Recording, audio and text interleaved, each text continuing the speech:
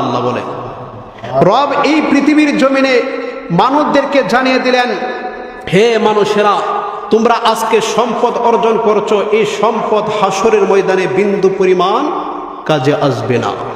কাজে আসবে? ক্ষমতা কখনোই কাজে আসবে না।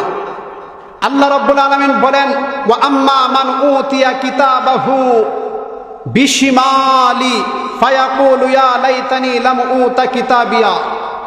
যার আমলনামা বাম হাতে দেওয়া হবে, সেদিন তারা বলবে, হায় আফসোস, হায় আফসোস, আমাকে যদি দেওয়া না হতো আমার আমলনামা।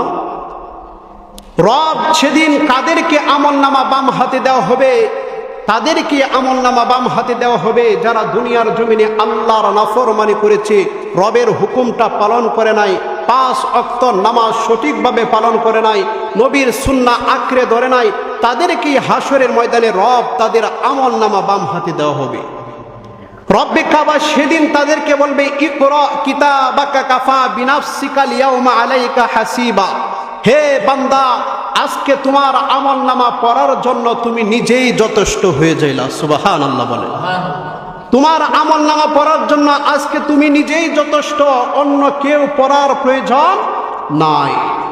সেদিন ওই ব্যক্তি বলবেন, ওয়ালাম আদরি মা হিসাবিয়া, হায় আমি যদি না জানতাম আমার হিসাব। হাসরের ময়দানে রব যে হিসাব করবে, ওই হিসাবের কথা যখন মানুষেরা জানবে, কিছু সংখ্যক মানুষেরা বলবে, ওয়ালাম আদরি মা হিসাবিয়া, হায় আমি যদি না জানতাম আমার হিসাব। কিন্তু এটা কখনো সম্ভব হবে না।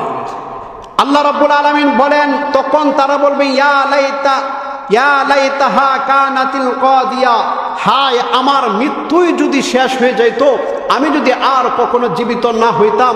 রব বলেন, না, কখনোই না, মৃত্যুর পরে আবার তোমাদেরকে পুনরায় আমি রব জীবিত করব। সুবহানাল্লাহ বলে। ওই ব্যক্তি আবার বলবে, মা আগনা আন্নি মালিয়া, আজকে আমার ধন সম্পদ হাসরের ময়দানে বিন্দু পরিমাণ কাজে আসলো না।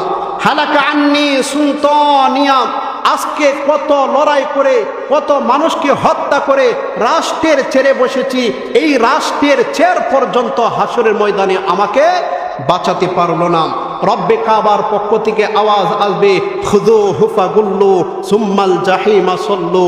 ওই নাফরমান বান্দাকে ধরো, ওই নাফরমান বান্দাকে আগুনের শিকল পরিধান করাও, আগুনের শিকল লাগাও এবং টানতে টানতে হালাকা আন্নি সুলতানিয়া সুম্মাল জাহিমা সল্লু খুযুহু ফাগুল্লু সুম্মাল জাহিমা সল্লু। এদেরকে টানতে টানতে জাহান্নামের দিকে নিয়ে যাও। নাউযুবিল্লাহ বলে।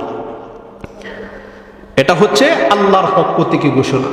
এই জন্য রব বলেছে, তোমরা ঈমান আনয়ন করো যেমন ঈমান আনয়ন করেছিল সাহাবায়ে কেরামরা। সুবহানাল্লাহ বলেন।